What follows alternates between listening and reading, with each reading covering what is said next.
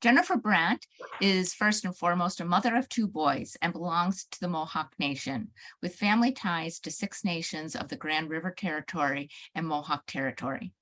Jennifer is a mother scholar and assistant professor at the Ontario Institute for Studies in Education at the University of Toronto. Jennifer teaches about Indigenous maternal pedagogies and Indigenous literatures and writes to honor Indigenous maternal histories and storied lives. She positions Indigenous literatures as powerful narratives that humanize Indigenous peoples through multiple calls for justice and accountability, and extends this revolutionary body of work to inspire resistance, rebirth, and renewal. Jennifer is the co-editor of Forever Loved, Exposing the Hidden Crisis of Missing and Murdered Indigenous Women and Girls in Canada, and writes to call for immediate responses to racialized and sexualized violence.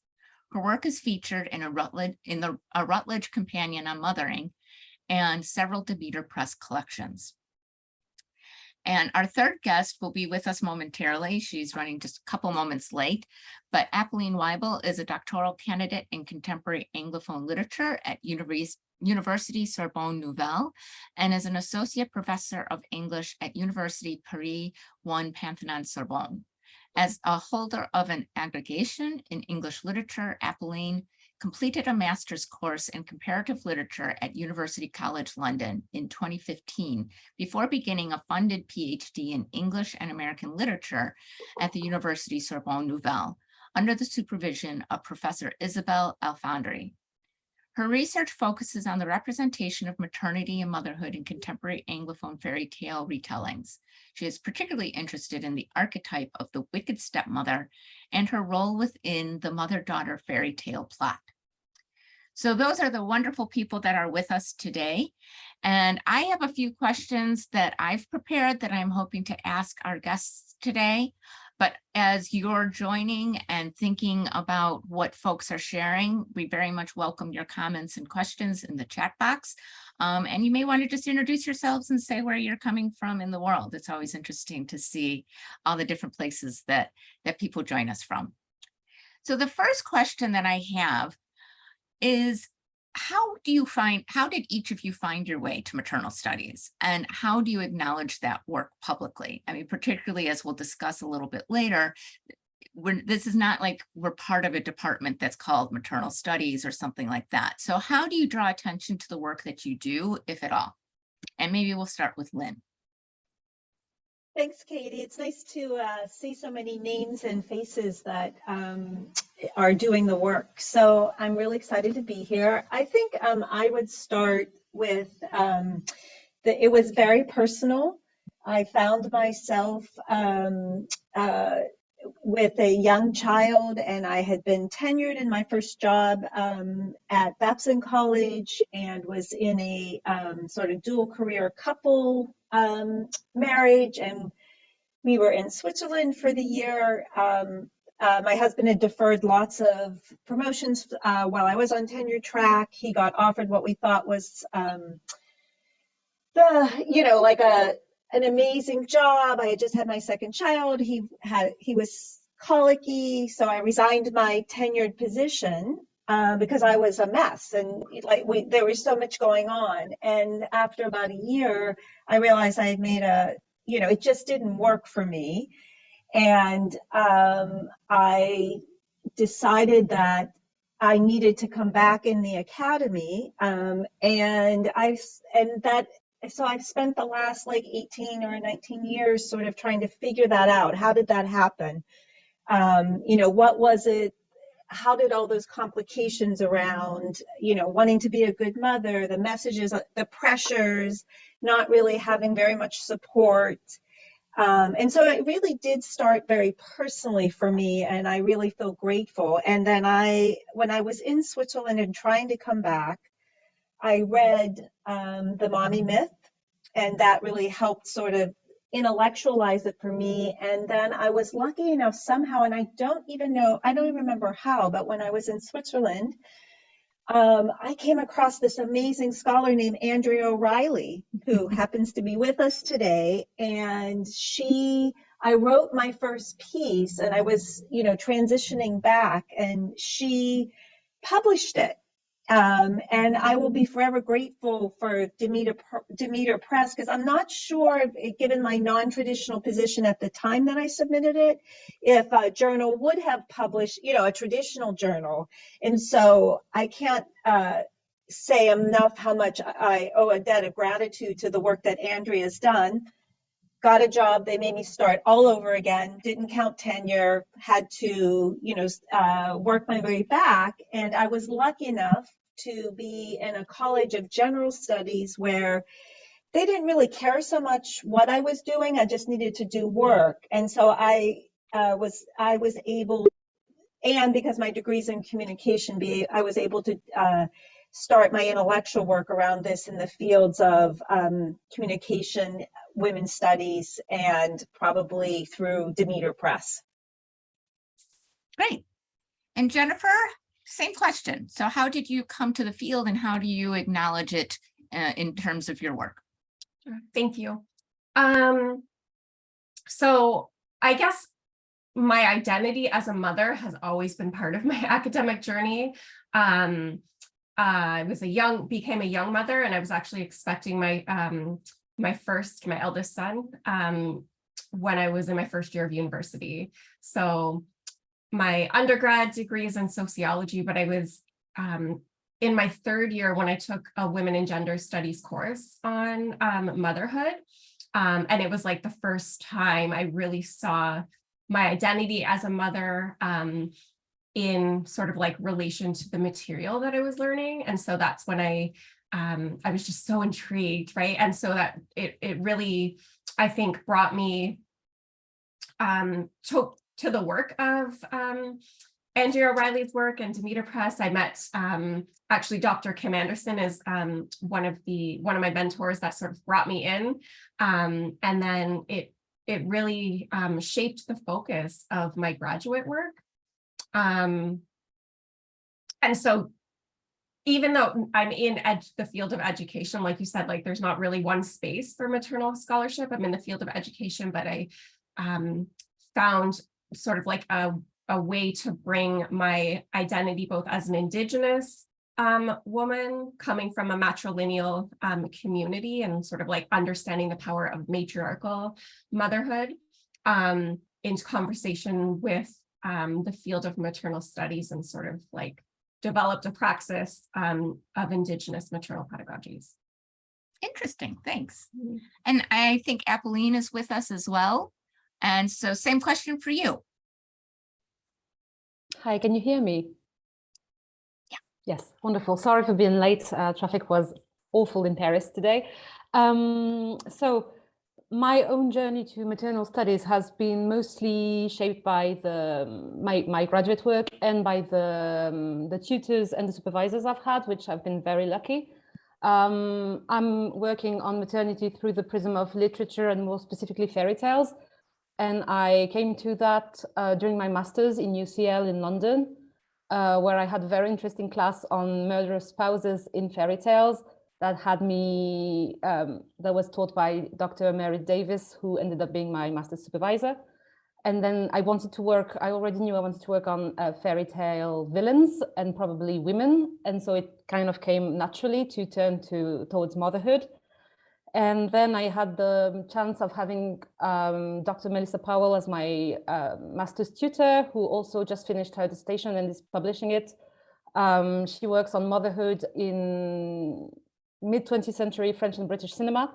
So the conversation with her was obviously very inspiring. And also, I think, just coming as the daughter of a mother with a very complicated and interesting relationship with her, I kind of made my way towards that out of my own interests as well.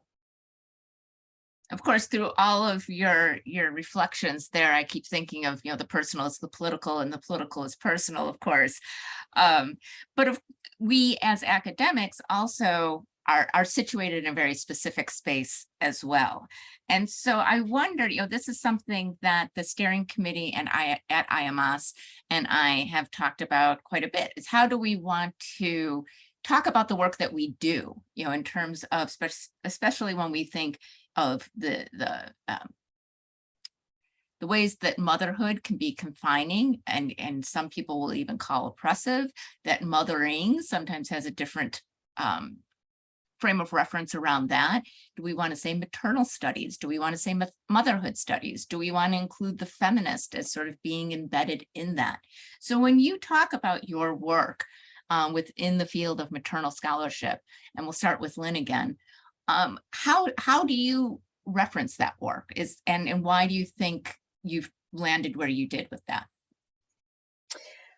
Yeah, I've been thinking about this a lot in the last couple of days since you sent the question. So I think certainly initially I was very much persuaded and used in my own work Rich's distinction between motherhood and mothering, and the ways that that was developing in a lot of the scholarship that was, coming out in the US and Canada in the late 1990s, or 2000s.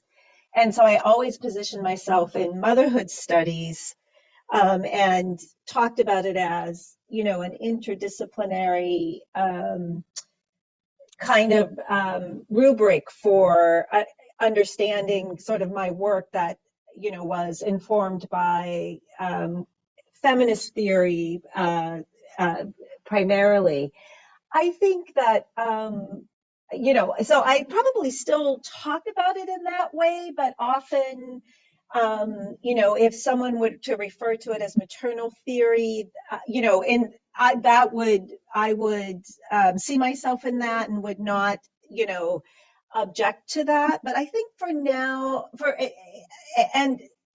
I think for now, I still primarily distinguish myself as being in motherhood studies, but I don't feel, to me, that is a large enough rubric that it could include others, but I am certainly open to being persuaded otherwise. But that's how I've thought about my work. That's how I've talked about it. It certainly is the way that I positioned myself as I went through the tenure process. And it was important, I think, in an academic setting, to that umbrella term helped me to keep the rubric wide enough to explain to others sort of how I was positioning myself in relation to sort of the interdisciplinary nature of the work. Thank you. And of course, Jennifer, Apolline, and Lynn, you're more than welcome to speak with one another as well. If you have questions that you want to pose to one another, feel free to make this a little bit less formal. I don't want it to just be back and forth between us. But Jennifer, I was wondering what your thoughts were as well. I'm just gonna.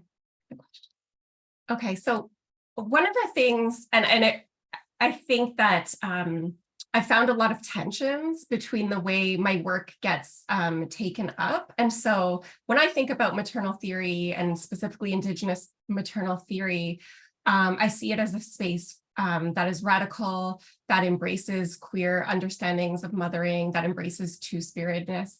And so I've had to, I continually have to articulate that though, right? To whether it's to audience, readers of my work, and so on. I recently wrote a paper that looks at, I draw on Bell Hook's theory of home place, and presents an Indigenous perspective. And I find that the intersection of Lee Maricle's work, for example, who writes about matriarchal worlding, and Hook's work, they both identify the home as being the domain of women, for example, but present this world view that refutes the patriarchal, heteronormative, and divisive binary understandings like that dominates Eurocentric and patriarchal thinking about the home and the roles between men and women.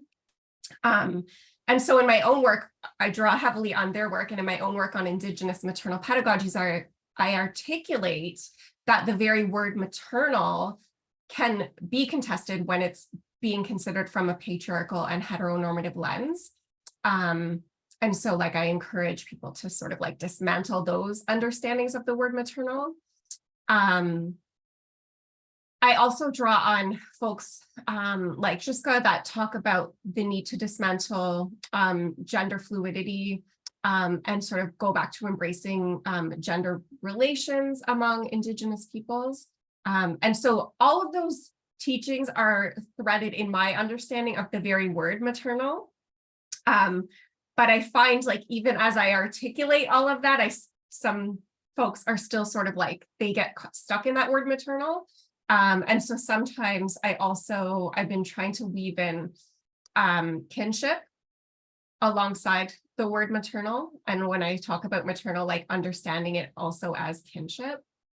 Yeah, so I'll stop there. So there's so much that you said there, but I think that I'm going to return to it a little bit later so that we can get Apolline in there as well. But I think you do bring up so many of the tensions and challenges, but also the promise of our work. And I think, but I'm going to stop there because otherwise I'm going to keep going. So Apolline. Yes, I absolutely agree with you, Katie. A lot of the things that I struggle with as well have already been brought up. I'll add that talking about my work in France also adds an additional challenge, as we don't really have the distinction between motherhood, maternal, mothering. We have maternelle and maternité, and that's about it. So especially when I write about motherhood in French, I end up falling on the same terms that I don't necessarily love. As Jennifer pointed out, I have my own issues with maternal. When I use it, it's also in a inclusive, queer, embracing dimension. But as someone who works in literature, I try to step slightly away from calling it theory. I prefer studies, as we already tend to see literature as a very closed domain that doesn't really have repercussions on society, that kind of functions on its own, and I don't really agree with that. So in an effort to connect it with my own activism and sociology, society, whatnot, I tend to usually use either motherhood studies or mothering studies in order to also, I feel like mothering is a little bit more vast, as I think Lynn pointed out, and might make more space for different non-biological forms of mothering that I work on in my doctoral work. So I can kind of go back and forth, and I think what I settle on most often is motherhood and mothering, to try to make it as broad as possible. But I really like the idea of kinship, and I'll think about that after I've defended in the rest of my research. Thank you. So we're all at different points in our career, of course, and part of the reason that each of you were invited was because you are at different points in your careers and research and possibly even chronological age. And so, of course, that positions us in terms of who we consider sort of our foremothers of the field and who we call on to bring into our work. And so I wanted to talk to you a little bit about who do you look to in terms of being sort of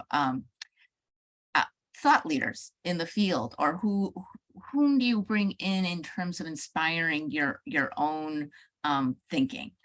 And so I wanted to start with that, but also say maybe where do you see the field even as a whole sort of first gaining traction? And so you can enter that wherever you feel like, but we'll again start with Lynn. Yeah, that's a great question. I'm guessing I'm the senior person on the panel by age and I said nothing, Lynn. Yeah, I said okay. nothing. I totally own it. But no, but it matters a lot because it is, you know, when you get to a certain stage, at least in the academy and as a scholar, you really have to think about, will I continue to do what I, you know, got my tenure on, or will I be open to the ways that the scholarly world where I find myself is changing and developing? And so, to your question, you know, as I was helping to do some of this work in the 2000s, you know, I drew very heavily on Adrienne Rich, Andrea's work, those scholars. And I've been incredibly excited to see how a lot of that work is opening up and including lots of really important questions that I think, you know, around gender, sexuality, being very careful to be inclusive in ways that maybe we weren't as inclusive as we could have been. And so I guess really to your question, I think I have drawn on, some of the scholars that were, as that I noted that, as this was developing, and now I'm trying very much to read a lot of the work of younger scholars, because it's important to me personally to continue to develop, to continue to, to think about the ways that we can do this work and be inclusive, and all the ways that I think are important. With that said, though, I would come back to the question around, that's why I think the question about what is the umbrella term, that's so important. And, I'm not 100% sure that I have it right. But what I am committed to is, can we continue to include as many folks as possible, while also setting some boundaries that need to be set for at least people to be successful in an academic context. Because what is true is that if you're doing the work as an academic, which is how I've always done, there are some pressures, particularly around success in the academy, where you need to be able to position yourself in ways that other people can understand, and that's always a tension. What was the second part of the question, Katie? If you were to try to pinpoint where you saw motherhood studies or maternal studies sort of gaining traction, where would you say that sort of fomented? Yeah, it's been intriguing to me. What I see now that I did not see when I was trying to do some of the work is, it does seem lots of students are doing dissertations in a variety of fields that focus on mothering. And so rather than motherhood, maternal theory, sociology, women's studies, humanities. So having that as a primary focus in your disciplines seems to be much more accepted than certainly when I was starting to do some of the work. And in some ways, I think that's great. And on the other hand, that then does raise some questions about, will this ever be a discipline or a field in and of itself? Like, for instance, in the same ways that women's studies, initially it was feminist work, and then, it's became sort of, people have, schools had departments. So I think at this point, I'm not sure that, and I don't know if it's good or bad, but it seems to be developing in ways where there's a lot more, it's much more acceptable to take this focus in your work, and it's primarily being housed in other disciplines. And I'm not so sure strategically that's a bad thing, because that makes it easier for folks to get jobs in the academy and be successful. But I'm not sure that there's ever going, at least now, that there will be a move to have departments or programs of motherhood study or maternal theory, at least in the U.S. context. I'm not aware of any. Right. And Jennifer? Sure. So I think I'm going to actually start with the second part. That would make more sense, actually. Yeah. And I'm thinking so where do I see the field gaining traction? Just thinking of my own work, I feel like while I'm in the field of education, and sort of I teach in teacher ed, but also curriculum and pedagogy, I think maternal theory sort of anchors my work, right, on imagining liberatory praxis through, I draw specifically on Indigenous literatures. And so it kind of that's sort of the thread, right? I feel like in some ways I'm pulled towards the social sciences and sociology and women and gender studies, right? And for a while I kind of how did I land in education, right? And so really that thread, I think, is what sort of anchors me and grounds my work. And so I mentioned that when I first came across maternal theory, it was course taught by Sharon Abbey, and so the reader was Sharon Abbey and Andrea O'Reilly's book, and then of course the Maternal Theory Essential Readings reader, and really like in that text being drawn to folks like the late Bell Hooks, Kim Anderson, Patricia Hill Collins, and now like engaging in someone had mentioned early, like how motherhood should not be defined by whether we biologically birth children. And so like Renee Bedard is a Anishinaabe scholar who writes about that. And so her work, Mimi Laval Harvard's work, but also Annette Henry, right? Like talking about what maternal scholarship means in education. And then, sorry, I'm listing off a bunch of people, but also Alexis Pauline Gumbs, right? Like thinking about revolutionary mothering and radical mothering. And so these are the folks that really inspire the work that I do and help, I think, me to make sense of who I am as a scholar and to articulate, like I said, this is what anchors me, and it's what helps me to articulate the way in which I bring this into the field of education as liberatory praxis, right? Because I don't think, in many ways, I think these scholars, I don't think I would be where I am without these scholars. I don't even know if I would have imagined or done a PhD, right? And so it's not a stretch to say, like, this work saved me, right? This work is why I'm here, where I am today. And so I just wanted to express that. Yeah, thank you. And Apolline? I'm not sure I'm going to be quite as eloquent, but I'll try. So I very much agree with what you both pointed out. Again, coming at it from a French perspective, motherhood and maternal studies, maternal theory doesn't really exist as a field, I feel. At least it would be completely out of question to get any funding, would be hired within a department on this. At best, we get women's studies, gender studies, but it's still seen as American critical theory, and the leftist agenda tends to it tends to be kind of stigmatized. So similarly to you, it's something that I use in my work, but that I don't necessarily, I'm not primarily anchored in motherhood studies. Technically, my anchoring in France is in Anglophone and American literature. But a lot of the names that I find most inspiring have already been mentioned: Andrea O'Reilly, Adrienne Rich. I was also very much inspired by Rosika Parker's Torn in Two on maternal ambivalence. I think Mary Porter and Julie Kelso's mother texts. But again, I come at it mostly from a motherhood in literature prism.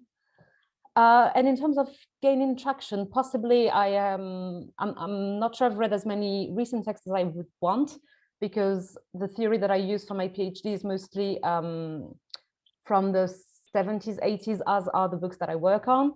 But I'm very happy on a personal level to see a shift towards more acceptance of maternal ambivalence, less binary and Manichaean views of mothering, especially in the prism, in the context of fairy tales, where it's been extremely prevalent.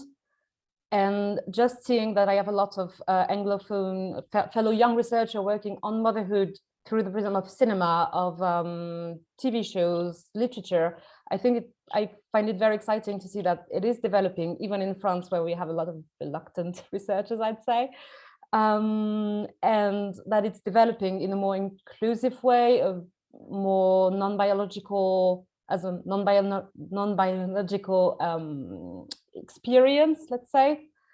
So I'm very excited to read more in that area and move away from what was my entry in mothering, which was more second wave feminist theory and feminist psychoanalysis, which has many, many faults. Well, and so it's a little bit of a selfish question, but as a follow-up to that, I was wondering if you were going to name the people that I would have considered sort of the canonical French feminist theorists, who did, of course, write about motherhood as well, and the Sixot and Beauvoir. Do you feel like those authors have influenced the work in France still, or is that not as drawn on in terms of maternity and maternal identity? This is a question for me, right? Yes. Yes. I don't know, because again, I am my research at this point has very much been solely PhD oriented. And as I work on American and English text, I also use primarily English and American theorists. I use a little bit of Simone de Beauvoir's work on motherhood, and especially her description of pregnancy as an experience, which I think is quite a good way to balance very essentialist discourses that you may find in psychoanalysis and whatnot. But maybe it's my own bias, but it feels to me that we are slowly catching up with the way maternal theory has been developing in the US, in the UK. And so, again, possibly shaped by my own experience, I feel like we're kind of tiptoeing towards maternal studies, but it's still very much shaped by, I think, French theory, psychoanalysis.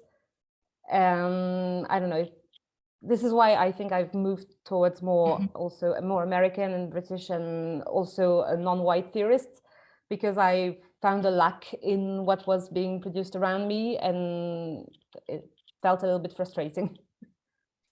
So Lynn had mentioned, and I think each of you in your own ways have sort of mentioned this fact that maternal scholarship doesn't really have a clear home. And so Lynn had mentioned sort of that the fact that this can be pros or cons, there can be pros or cons to that. What do you think in terms of, would you feel, or do you feel that those of us that do this work should be advocating for our work to be identified as its own discipline, or do you feel more comfortable with it being a bit more nebulous and interdisciplinary, which it is, of course, at its nature, because we all approach it from different angles? But how would you, in your sort of dream world, where would you see that going? And we'll start with Jennifer this time. Okay. This is a difficult question to start for me to start on, because I don't know, like, I'm very torn with this, because I appreciate that maternal scholarship is interdisciplinary. But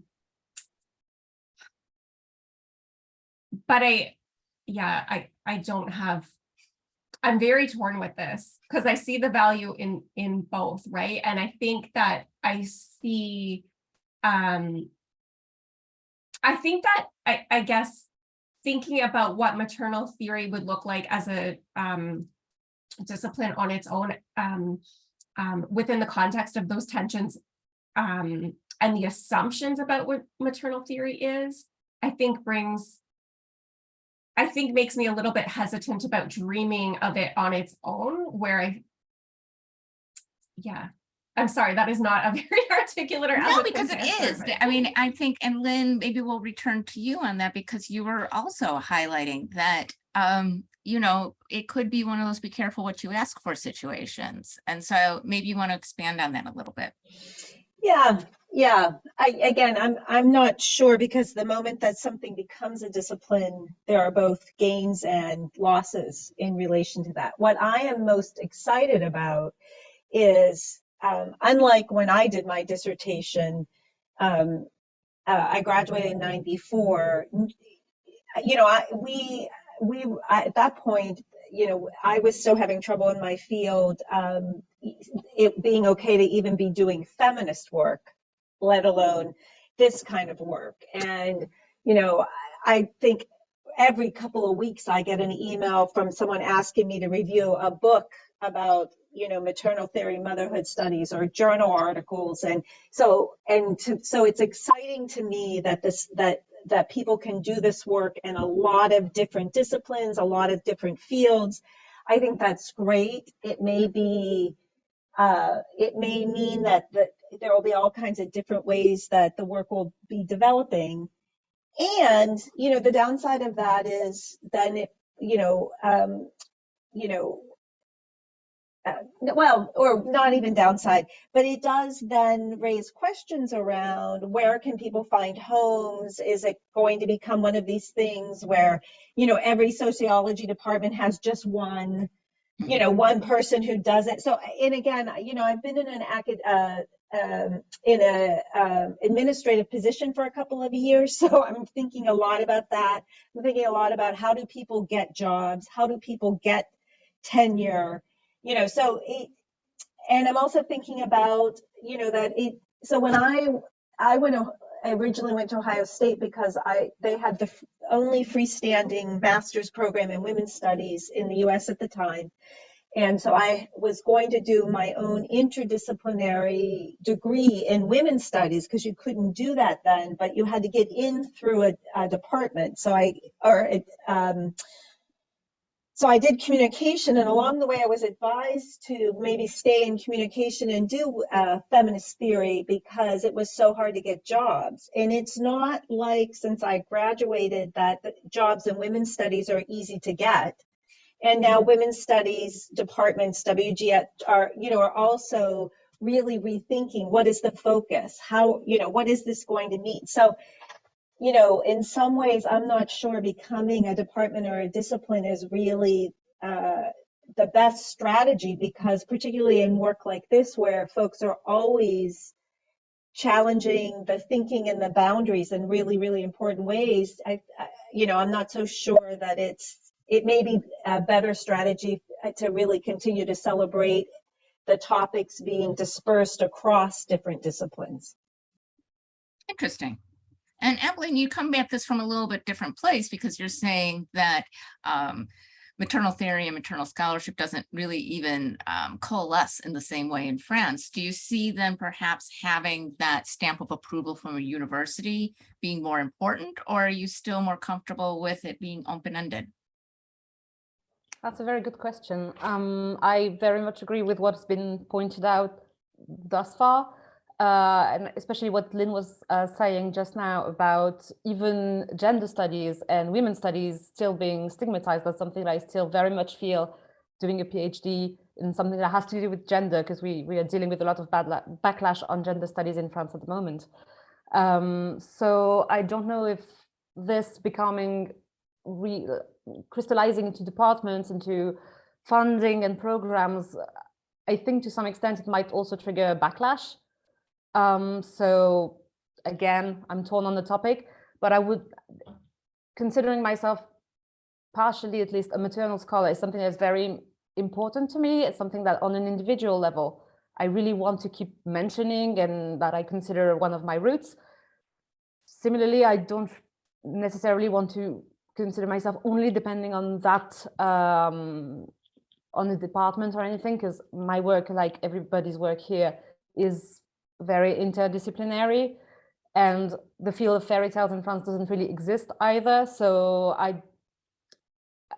I'm happy being my own little electron, and and just, yeah, technically I belong to the English department because that's what I'm teaching. So this is broad enough to allow me to dip in a little bit into women's studies and maternal studies and fairy tales, and I don't really want to lock myself into a single discipline. But on a more global scale, I think at least gaining a little bit of legitimacy as proper studies, as something that has value, would be important. I don't know to which extent that would crystallize into funding, into proper departments. I don't know in France to what extent there would be demand and there would be enough scholars to make these run properly. I'm not sure. It's a very good question. Yeah, and I think some of what we've been circling around in many of these different questions, and the thread that sort of runs through, highlights the very tension of the work that we're doing, in part because of the gender component, the sex component, and how we want to, as Lynn very eloquently said earlier, there needs to be an expansiveness inherent in this that makes it inclusive and should be inclusive. And yet then how do we develop the boundaries around that? Because, clearly not everybody is mothering, and yet we don't want it to be rooted in a woman's body. So I think that's something that, depending on how we position ourselves, how we name ourselves, how we push against these boundaries of discipline and what should be going on in those disciplines. For instance, if we were rooted in a women's and gender department versus in a sociology department, that may shift some of the framing that goes on as well. And so I'm hoping that this becomes a little bit more free flowing amongst the three of you in terms of how do you see these tensions taking shape, and what other tensions do you see as really perhaps causing some ambivalence or inner struggle for yourselves, or what do you feel maybe that you sort of push back against in terms of some of the other people that you're reading and working with, or even the misconceptions that maybe people bring to your work because of the terminology that sometimes we have to rely on. And so whomever wants to start, or whoever wants to start, feel free.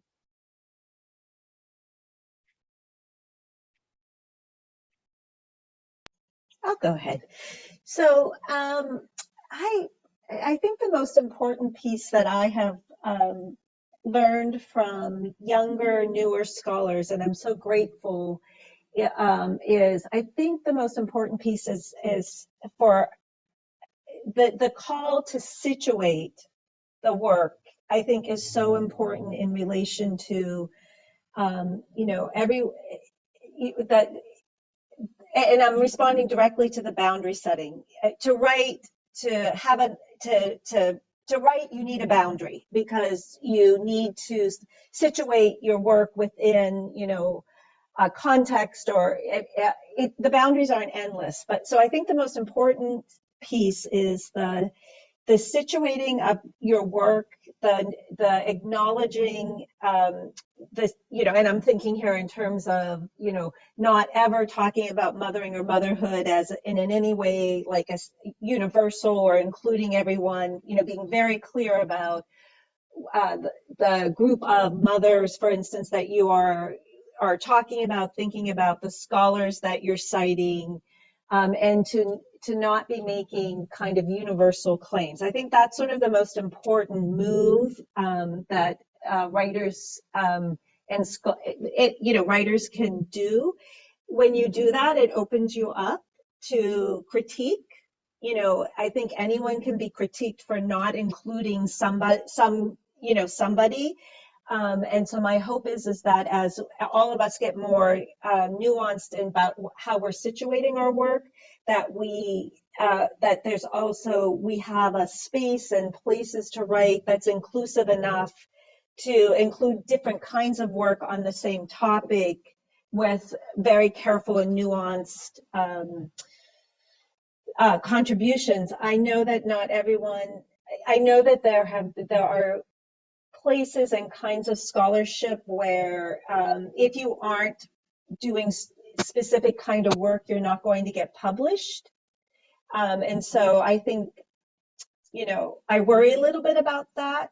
But I'm hoping that as we continue to grow the work and people are situating their work clearly, that there's a space for different kinds of scholarship on different parts of the maternal experience.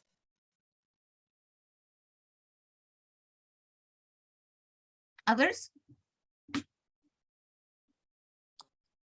Yeah, maybe just to continue on what Lynn was saying.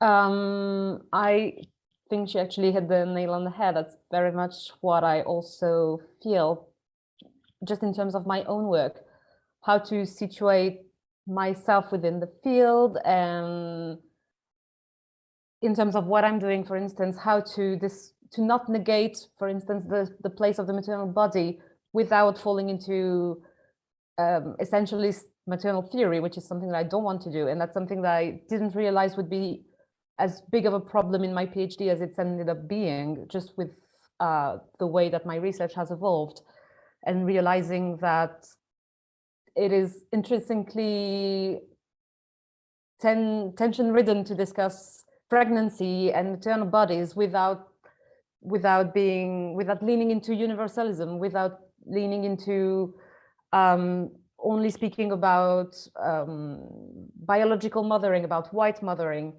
So it's something that I struggle with, and I think we all struggle with to some extent. And on a more individual level, although no one has ever pointed it out to me as being a problem, just feeling legitimacy working as a maternal scholar, as someone who is not yet a mother and is unsure of whether I want to be a mother.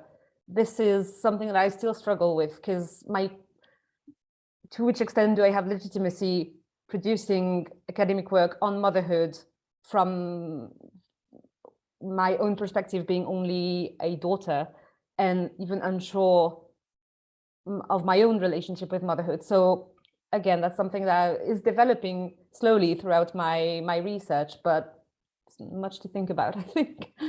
Of course, it is very interesting. I mean, I think that, unsurprisingly, the majority of us who do this work do identify as mothers as well. But of course, I mean, that doesn't exclude all these other perspectives. And I know that we've talked a little bit about, the mother narrative versus the daughter narrative, and how those can sometimes stand in tension with one another. So there is, of course, but one doesn't exist without the other. So then, of course, it's impossible to separate the two. Jennifer? Sure. So I know I had a feeling I jumped ahead in my response earlier when I started naming some of the tensions, but just like a couple that I think one tension that really stands out for me, and it was some sort of pushback I had to my work, actually during one of my first job talks. Someone during my presentation had said, and this was a non-Indigenous woman who said to me, like, I don't see myself in your scholarship. And I've chosen not to have children. And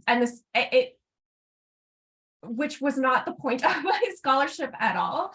But I really was really troubled by that comment, right? Because I was talking about Indigenous maternal scholarship, and we all know there have been so many attacks on the Indigenous maternal body, right? And so for a non-Indigenous woman to say, I don't see myself in your scholarship, and like, I've chosen not to have children, and here you're talking about Indigenous maternal scholarship, it didn't really make a lot of sense to me, right? Because I was talking about a history of forced eugenics, of contemporary forms of sterilization, of the ways in which Indigenous women continue to be policed in terms of their ability to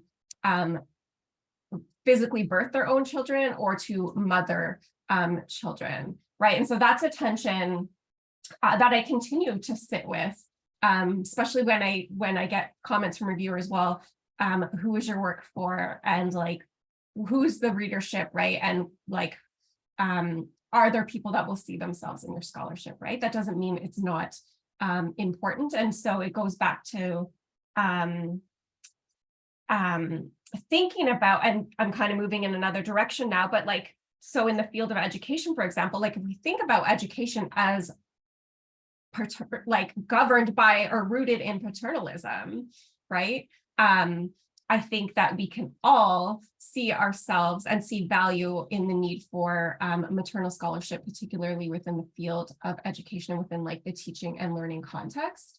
And the way I see it and position it is inclusive of all genders, inclusive of all peoples, regardless of whether they are mothers or not mothers, right? And so sort of thinking on that broader scale, but this is a tension that I continue to face. So that's, which I think also speaks to the need, because we were talking earlier about like the interdisciplinary nature of maternal scholarship, and the need perhaps for having that space that anchors us all also will help with these tensions. That's what's kind of like, well, I'm kind of torn. Like I see the value in the interdisciplinary nature of maternal scholarship, but also, defining maternal scholarship as a field is really important to help with those tensions. I'm going to stop there.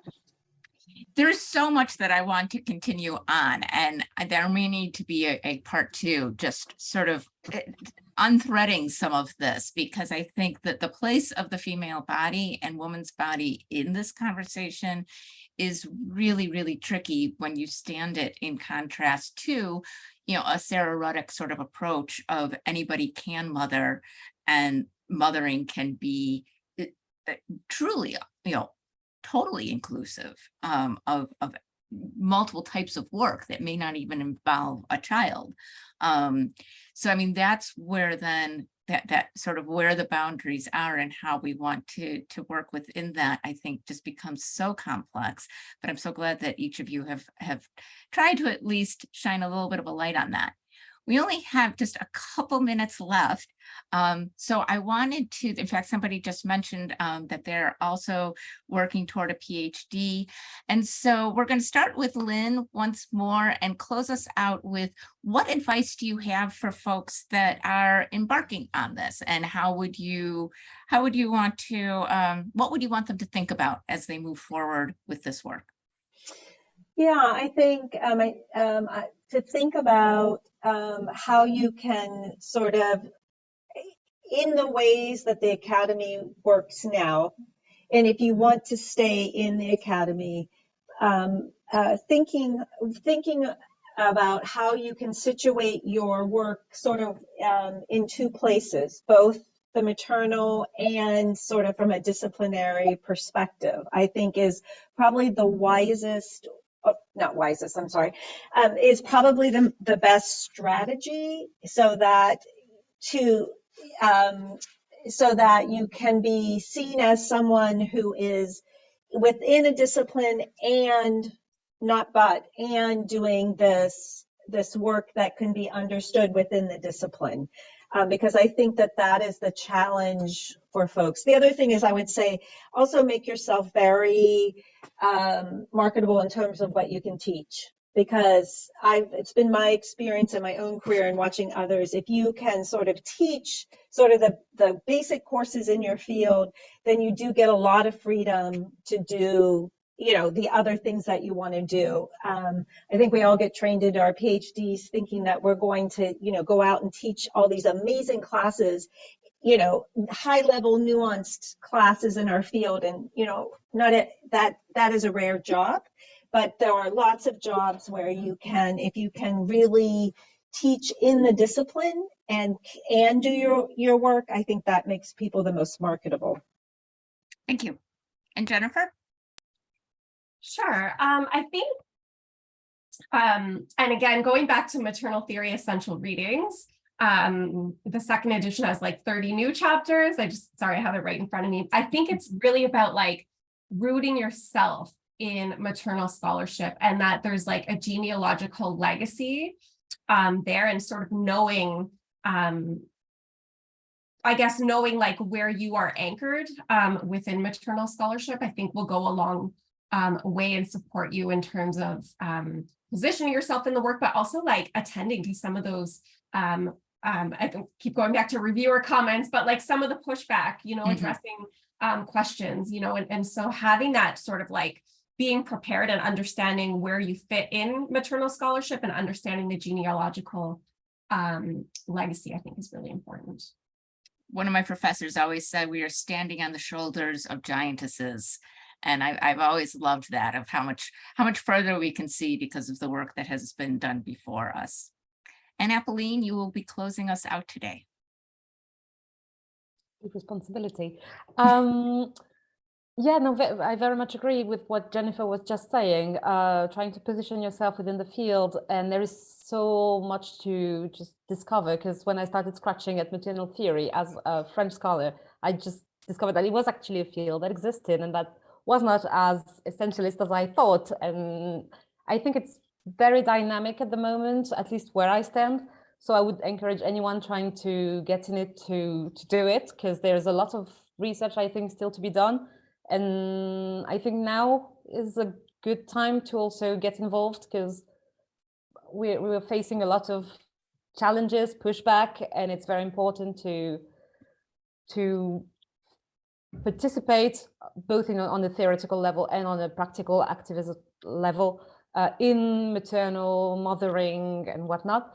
And Lynn was also very right on a more practical level, making yourself marketable. In France, for instance, there's no possibility of teaching maternal theory. So what I do is teaching English as a foreign language. But again, that does leave you a lot of space to dig into what you want in terms of research. And on my level, and this might sound a little trite, but I feel like teaching is also a way I can, at the moment, play with mothering, see how I fit into it, just in my relationship with my students and in how I fit into academia and how I detach myself from maybe a more paternalistic structure and see how I relate to that. So it doesn't have to be completely separate, even if you're not teaching maternal theory itself. And I think that might be interesting. Thank you so much. So Lynn, Jennifer, and Apolline, thank you so much for your time, wisdom, and generosity.